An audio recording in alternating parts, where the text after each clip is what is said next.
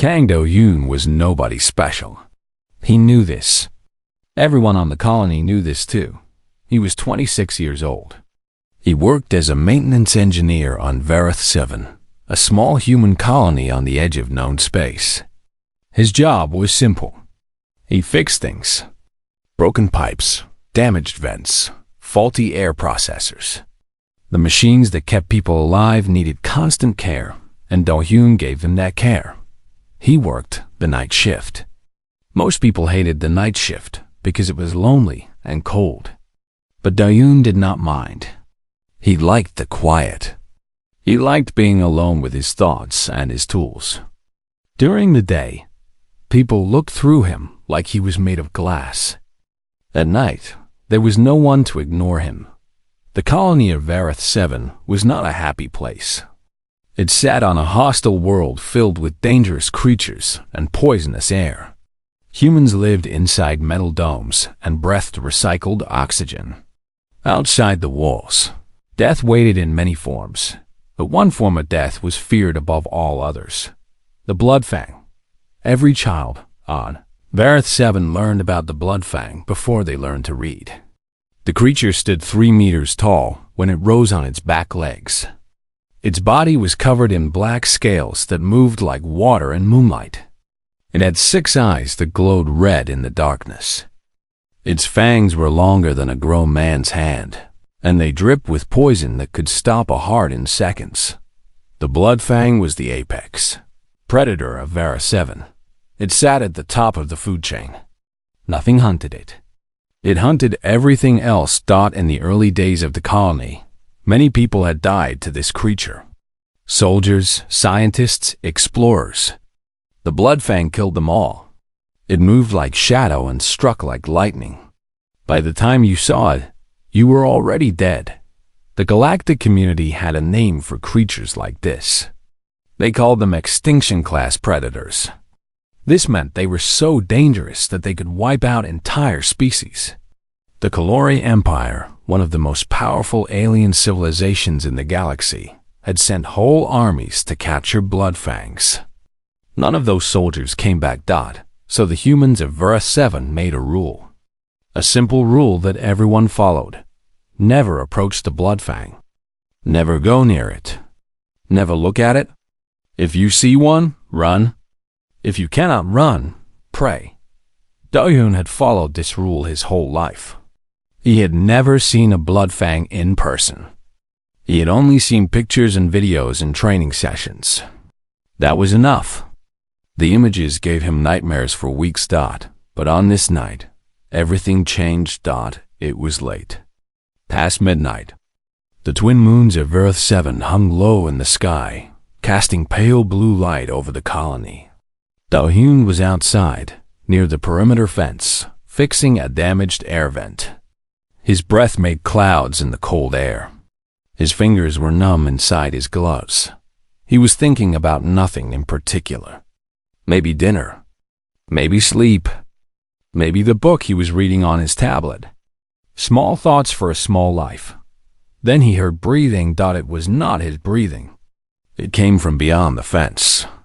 From the darkness where the colony's lights did not reach. Do-yoon froze. His heart began to pound. Slowly, very slowly, he turned his head toward the sound. 2 red lights appeared in the darkness. Then 2 more. Then 2 more after that. 6 eyes, burning like embers, staring directly at him. The Bloodfang had found him. Do-yoon could not move. His legs refused to work.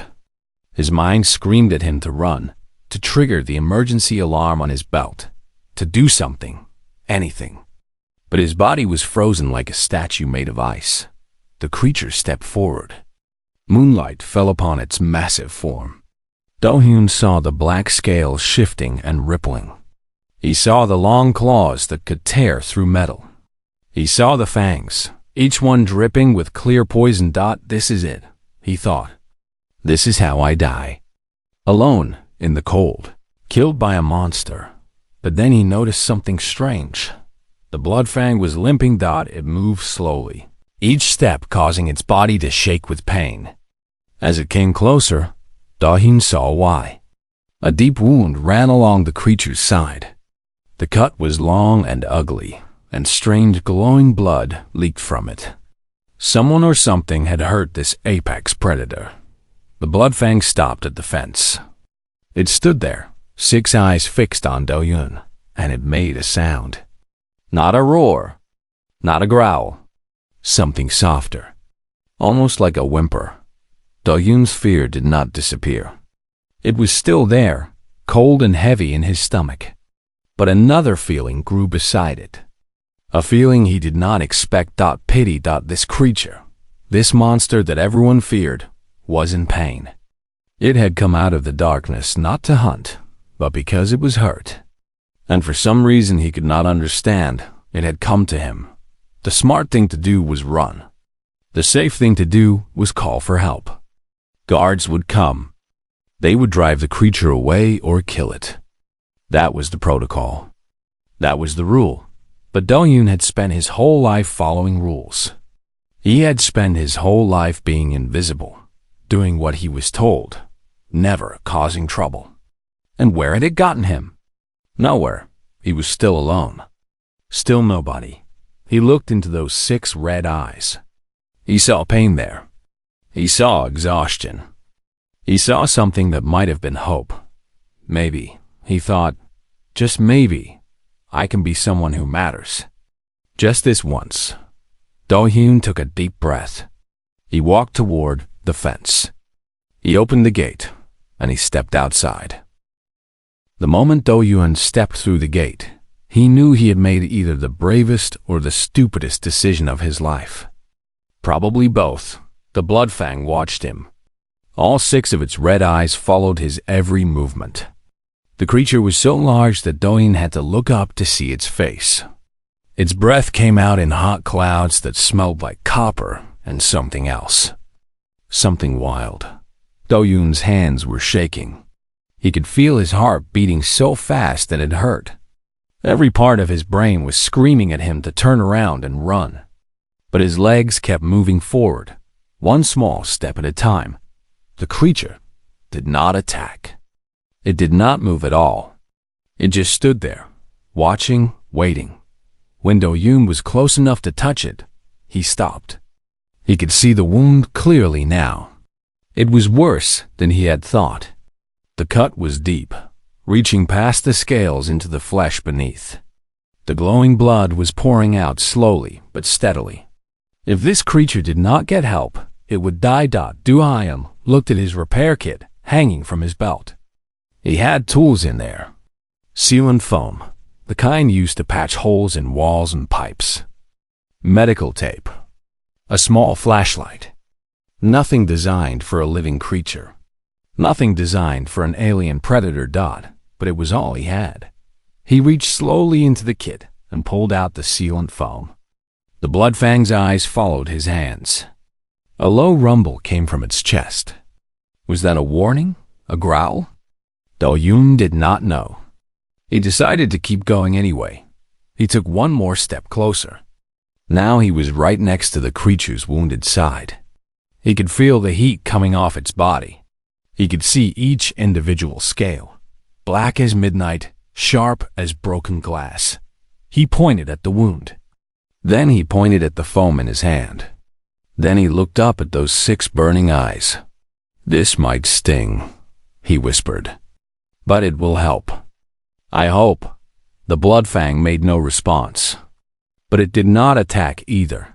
Do-hyun took that as permission. He raised the foam canister and sprayed it into the wound. The substance expanded on contact, filling the gash with white material that hardened in seconds. It was not perfect. It was not medical treatment, but it would stop the bleeding. The creature made a sound, a sharp hiss that made Do-hyun jump backward. But then the hiss changed into something else, something lower and softer, almost like a purr. The Bloodfang lowered its massive head.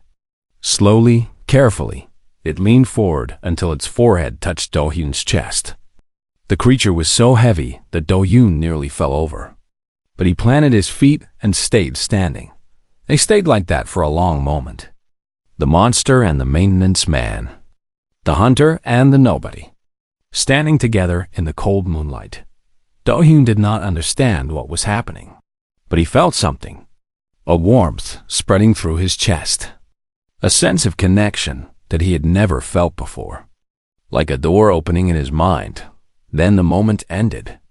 The Bloodfang lifted its head and stepped back. But it did not leave. It sat down on its haunches. Like a dog waiting for its master, it was waiting for him. Do-hyun did not know how long he stood there, staring at the creature.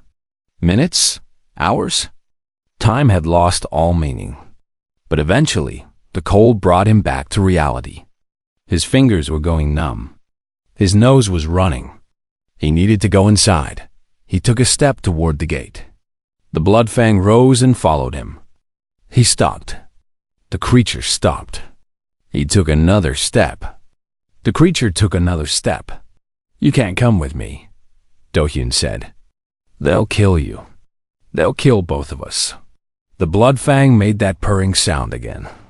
It did not move away. Do-hyun sighed. He walked back through the gate and closed it behind him. The creature stayed on the other side, watching through the metal bars. Its 6 eyes glowed in the darkness like distant stars. "Stay there," Do-hyun said. "Please, I'll come back tomorrow. I promise." He did not know if the creature understood, but he meant every word. The next morning, everything fell apart. Yoon was a scientist. She studied alien life forms for the Colonial Research Department. She was 32 years old, brilliant, and very good at her job. She was also the person responsible for monitoring the perimeter security cameras. When she reviewed the footage from the previous night, she nearly dropped her coffee. She watched a maintenance worker open the perimeter gate. She watched him approach an extinction-class predator. She watched him touch it, heal it, and bond with it. She watched the impossible happen. Haran ran to the security office. Then she ran to the governor's office. Within an hour, the entire colony knew what Do-hyun had done. They found him in his small room, sleeping peacefully for the first time in years. Guards dragged him out of bed and brought him to the central hall. The governor was waiting. So were 100 other colonists, all staring at him with fear and anger in their eyes. Governor Baek Ji-soo was a stern woman with gray hair and hard eyes. She had led the colony for 15 years. She had buried too many people who died to Bloodfangs. "Do you understand what you have done?" she asked Do-hyun. Her voice was cold as ice. Do-hyun stood before her in his sleeping clothes. He was tired and confused and scared. But he answered honestly, "I helped something that was hurt. You endangered every person in this colony. You violated our most important rule. You approached an extinction-class predator. It didn't attack me. That doesn't matter." The governor's voice rose. "You had no way of knowing it wouldn't attack. You risked your life and our security for a monster." Do-hyun thought about those 6 red eyes. He thought about the warmth he felt when the creature touched him. He thought about the promise he made. "It's not a monster," he said quietly. "It's just different." The crowd murmured. Some laughed. Others shouted for punishment. But before the governor could respond, an alarm began to wail. Red lights flashed throughout the hall. A security officer ran in, his face pale with terror. "Governor," he shouted. "The Bloodfang is at the main gate. It's not attacking. It's just sitting there, like it's waiting for something." Everyone turned to look at Do-hyun. He smiled. He couldn't help it. "I think," he said, "it's waiting for me." The Bloodfang sat at the main gate for 3 days. It did not attack anyone. It did not try to break through the fence. It simply waited. 6 red eyes staring at the colony, patient as stone. The guards watched it through their scopes. Drones flew overhead, recording everything. Scientists argued about what it meant, but Do-hyun knew. The creature was waiting for him. The governor refused to let him leave the colony. She locked him in a holding cell for his own protection, she said. But Do-yoon knew the truth. She was scared. Everyone was scared. They did not understand what was happening. And when people do not understand something, they often react with fear. On the third day, Haran came to visit him in his cell. She sat down on a chair outside the bars and studied him with curious eyes. She was carrying a tablet filled with notes and data. She had spent the past 3 days analyzing every second of footage from that night. I need you to tell me exactly what happened, she said. Everything you felt. Everything you thought. Do-hyun told her. He described the moment he first saw those red eyes. The fear that gripped his heart. The strange pity that followed. The warmth he felt when the creature touched him. The connection that seemed to form between them. Haran listened without interrupting. When he finished, she was quiet for a long time. In all of galactic history, she finally said, no one has ever bonded with a Bloodfang. The Kalori Empire has tried for centuries. They used drugs, mind control technology, genetic engineering. Nothing worked. The creatures always attacked. They always killed. Maybe they were doing it wrong, Do-hyun said. What do you mean? They tried to control it. To force it. I didn't do any of that. I just helped because it was hurt. I didn't want anything in return. Haran stared at him. Something shifted in her expression. Understanding, perhaps. Or wonder. Empathy, she whispered. Simple human empathy. That's what made the difference. Before they could discuss more, a guard burst into the room. His face was white with shock. The governor needs you both. Now, we have visitors. The visitors were not human. 3 massive ships hung in orbit above Wire 7. They were shaped like curved blades, covered in symbols and lights. They belonged to the Kalori Empire. The Kalori were one of the oldest civilizations in the galaxy. They were reptilian creatures, tall and proud, with scales of green and gold. They had built an empire across 1,000 worlds. They had armies that could crush planets. And they had been trying to capture Bloodfangs for longer than humanity. Had been traveling among the stars. Their ambassador arrived by shuttle 2 hours later. His name was difficult for human mouths to pronounce. He stood over 2 meters tall, with golden scales and eyes like black glass. When he spoke, his translator device made his words sound flat and mechanical. We have come for the creature, he said, and the human who controls it.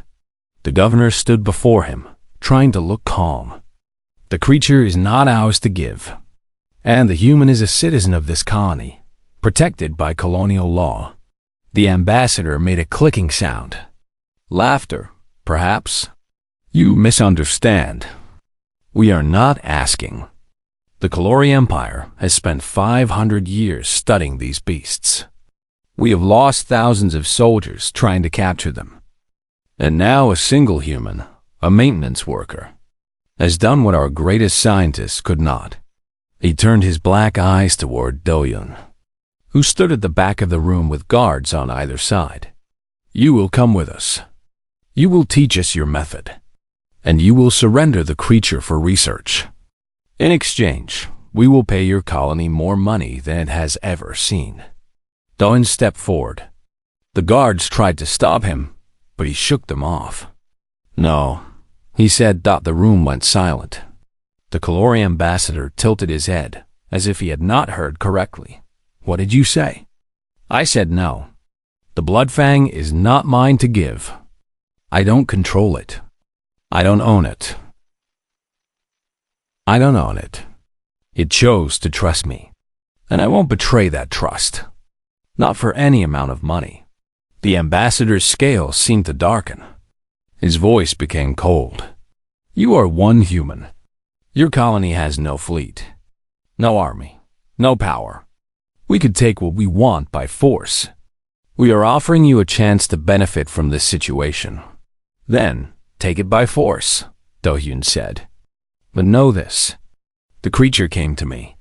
It waited for me. If you hurt it, if you take it against its will, you will never learn what you want to know. Because what I did cannot be forced. It cannot be bought. It can only be given freely. The ambassador stared at him for a long moment. Then he turned and walked toward the door. You have 1 day to reconsider. After that, we will take what we need. The door closed behind him. The governor turned to Do-Hyun. Her face was pale with fear and anger. Do you understand what you've done? You've just declared war on one of the most powerful empires in the galaxy, over a creature that has killed dozens of our people. Do-Hyun looked at her. He thought about his life before this moment. The quiet nights, the lonely work, the feeling that he did not matter. Maybe, he said, some things are worth fighting for. That night, he finally went to the gate. The guards did not stop him. The governor had given up trying to control the situation. Whatever was going to happen would happen. The Bloodfang was still there. When it saw Do-Hyun, it rose and walked toward the fence. Its wound had healed. The foam he had applied was gone, replaced by new scales. The creature looked strong and healthy. Do-Hyun opened the gate and stepped through. The Bloodfang lowered its head. Do-Hyun placed his hand on its snout. The scales were warm beneath his palm. I don't know how to fight an empire, he said, but I won't let them take you. I promise. The creature made that purring sound, and deep in Do-Hyun's mind, he felt something stir. A voice that was not quite words. A feeling that was not quite his own. It said, "We are not alone." For the first time in his life, Do-Hyun believed it. The Kalori did not wait 1 day. They waited 6 months. During those months, Do-Hyun learned the truth about the creature he had saved. He named it Jiami, after a word his grandmother used to use. It meant spider because of the way the creature moved through shadows. Every night, Do-Hyun would go to the perimeter. Every night, Jiami would be waiting. They would sit together in the darkness, and something would pass between them. Not words exactly. More like feelings, images, memories that were not his own. Harren documented everything.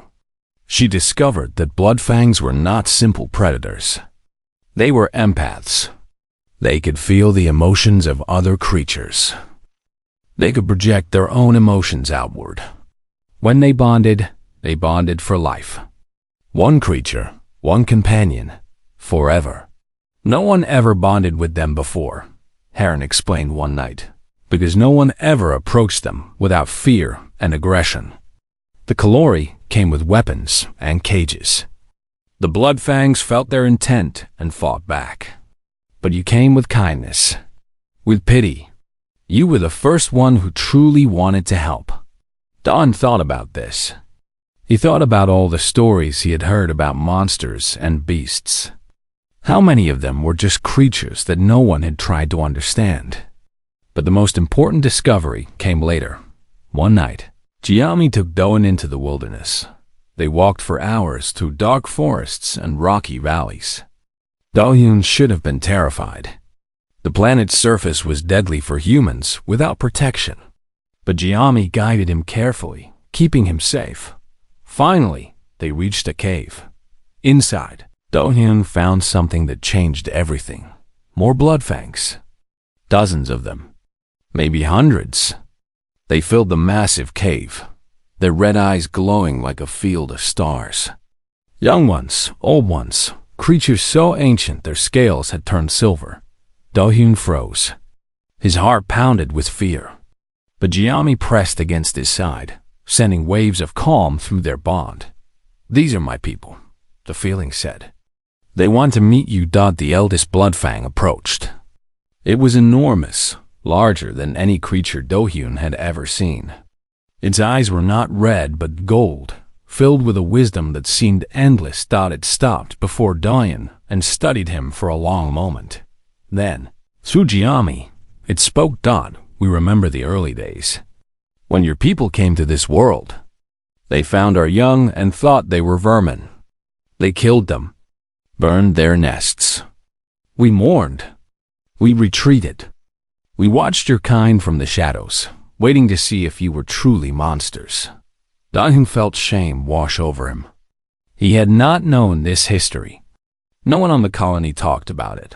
I'm sorry, he thought. I didn't know one human, the elder continued, came to us with an open heart. One human showed us that your kind can be more than killers. You cannot undo the past, but you have given us hope for the future. The elder pressed its forehead against Do-Yoon's chest. The same gesture Jiami had made that first night. We accept you, it said. You are part of our family now. Do-Yoon wept. He could not help it. For the first time in his life, he truly belonged somewhere. When the Kalori returned, they did not come to negotiate. 300 warships appeared in orbit. Enough firepower to destroy the entire planet. Their message was simple. Surrender the human and the creature, or face destruction. Governor Beak gathered the colonists in the central hall. Her face was gray with exhaustion. She had spent months trying to find a diplomatic solution. Nothing had worked. The Kalori Empire wanted what they wanted, and they would not take no for an answer. We have no choice, she said. We must evacuate. The transport ships can carry most of us. We will abandon the colony and start over somewhere else. The room erupted in argument. Some wanted to fight. Others wanted to surrender Do-Hyun to save themselves. Fear made people ugly. Do-Hyun stood and raised his hand. The room went quiet. There is another way, he said. He told them about the cave. About the hundreds of Bloodfangs living beneath the surface. About the bond he had formed with their people. They are not our enemies, he said. They were never our enemies. We made them afraid of us through our violence. But that can change. That has already changed. The governor stared at him. You're asking us to trust monsters. I'm asking you to trust me. And to trust them. They have agreed to help us. Help us how? Against 300 warships? Do-Hyun smiled. Come to the perimeter at sunset. I'll show you. At sunset, the colonists gathered at the main gate. Do-Hyun stood outside the fence with Jiami at his side. The creature's scales were shifting from black to crimson, a sign of preparation. Then the ground began to shake. From the wilderness, they came. One by one at first, then in groups, then in waves. Bloodfangs poured out of the darkness like living shadows. Their eyes burned red in the fading light. Their scales rippled with power. The colonists screamed. Guards raised their weapons. But the creatures did not attack. They flowed around Do-Hyun like water around a rock, filling the space outside the fence until the ground was covered with them. Hundreds of apex predators. Hundreds of monsters that everyone had feared. All standing together, waiting. Do-Hyun looked up at the sky. The Kalori ships were beginning their descent. Now, he said, we show them what we can do. Jiami raised its head and opened its mouth. From its throat came a sound that was not a roar. It was something deeper. Something that vibrated in the bones and echoed in the mind. The other Bloodfangs joined in. The sound grew and grew until it filled the entire sky. Above, the Kalori ships began to shake. Alarms blared. Systems failed. Soldiers collapsed, clutching their heads. The Bloodfangs were not just predators. They were empaths. And when they focused their power together, they could project emotions with devastating force. Every Kalori soldier felt it. Terror, despair, the absolute certainty that they would die if they continued their attack. Ships turned and fled. 300 warships. The pride of an empire ran from a planet they could have destroyed. They ran because they could not fight against fear itself. When the last ship disappeared into the darkness of space, a cheer rose from the colonists. But Do-Hyun did not celebrate. He knelt beside Jiami, his hand on the creature's head. "Thank you," he whispered. The Bloodfang purred. And in his mind, Do-hyun heard, "Family protects family." The galaxy had never seen anything like it. News of Varus 7 spread across 1,000 worlds. The story was too incredible to believe, but the evidence was undeniable. A small human colony had driven away the mighty Kalori Empire. Not with weapons, not with warships, with creatures that everyone had thought were mindless killers. Within weeks, delegations began arriving from across the galaxy. Scientists, diplomats, journalists. Everyone wanted to see the human who had befriended the Bloodfangs. Everyone wanted to understand how he had done the impossible. Do-hyun did not like the attention. He was still the same quiet man who preferred night shifts and lonely work. But he understood that something important had happened. Something that could change how different species treated each other. So he answered their questions. He showed them Giami. He explained, over and over, that he had not tamed or controlled anything. He had simply offered kindness to a creature in pain. Heron published her research in every scientific journal that would accept it. Her paper became famous overnight. She called it On the Nature of Monsters, How Humanity's Capacity for Compassion Revealed the True Bloodfang. In it, she explained that Bloodfangs were not predators in the way everyone had thought. They were guardians. For millions of years, they had protected their territory from threats. They attacked not because they enjoyed killing, but because every species that came to their world arrived with weapons and hostile intent. Humans were the first to approach with an open hand. And because of that, everything changed. The Galactic Council, a gathering of the most powerful civilizations in known space, sent a formal delegation to Varus 7. They had ignored humanity for decades, viewing them as a young and unimportant species. Now they looked at humans with new eyes. "You have done what our greatest minds could not," the Council's lead ambassador said. "You have shown us that power is not always the answer.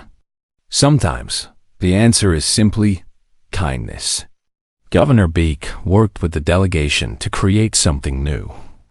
A treaty between humans and Bloodfangs. The first interspecies alliance of its kind. Under the treaty, the Bloodfangs were granted protected status. Their caves and territories were declared sacred ground that no one could enter without permission. In exchange, the creatures agreed to defend the colony from any outside threat. That it was not a relationship of master and servant. It was a partnership between equals. The Kalori Empire watched from afar. They had suffered their first major defeat in 300 years. Their pride was wounded, but they were not foolish. They did not attempt another attack. Some said they were afraid. Others said they were waiting, but most believed they were learning. The Kalori had spent centuries trying to control Bloodfangs through force. Now, they had seen what compassion could achieve. Perhaps, in time, they would try a different approach. Do-hyun did not care much about galactic politics. He was happy to let others handle the treaties and delegations. He had simpler concerns.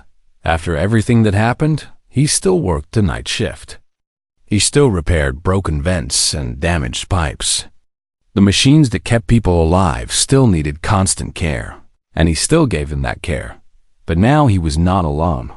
Every night, Giami waited for him at the perimeter. They would walk together along the fence line, checking the sensors, inspecting the equipment. The creature that everyone had feared had become Do-hyun's partner, his friend. His family. Children on the colony no longer learned to fear Bloodfangs. They learned a different lesson now. They learned that monsters were often just creatures that no one had tried to understand.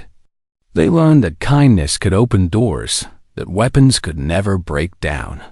Sometimes, young colonists would come to the perimeter at night. They wanted to see the famous Bloodfang. They wanted to meet the creature that had saved their home. Giami would lower its massive head and let them touch its scales.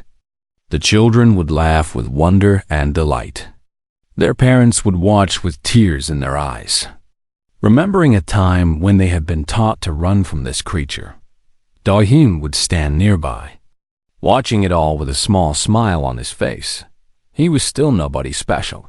He still believed that. He was just a maintenance worker who had done the right thing at the right moment. Anyone could have done what he did. He just happened to be the one who was there. But Haran disagreed. "You're wrong," she told him one night, as they watched Giami play with a group of children. "Not anyone could have done what you did. Most people would have run. Most people would have followed the rules. You didn't." "I was scared," Do-hyun admitted. "I almost ran, but you didn't. That's the point. Being brave isn't about not being scared. It's about being scared and doing the right thing anyway." Do-hyun thought about that. He looked at Giami, who had turned to face him with those 6 red eyes. Eyes that had once terrified him. Eyes that now felt like home. Maybe she was right. Maybe courage was not the absence of fear, but the choice to act despite it. He had been told never to approach the Bloodfang. Everyone on the colony had learned that rule. It was the first thing children were taught. The most important law. But rules were made by people who did not understand. Laws were written by those who had never tried to see things differently. Do-hyun had broken the rule. And because of that, everything had changed. The creature had chosen him. Not because he was strong or important or powerful, but because he had been willing to see past the scales and fangs. Because he had looked at a monster and seen something worth saving. Humanity's greatest weapon was never its technology. It was never its armies or its ships or its clever inventions. Humanity's greatest weapon was something much simpler. It was the stubborn belief that even the most terrifying creatures might be friends. Waiting to be made, Do-hyun walked over to Giami and placed his hand on the creature's head. The scales were warm beneath his palm. The red eyes looked down at him with something that might have been love. "Come on," he said. "We've got work to do." Together, the maintenance man and the monster walked into the night. Just as they had done before. Just as they would do again. Some things in the galaxy would never change. But some things had changed forever. And that was enough.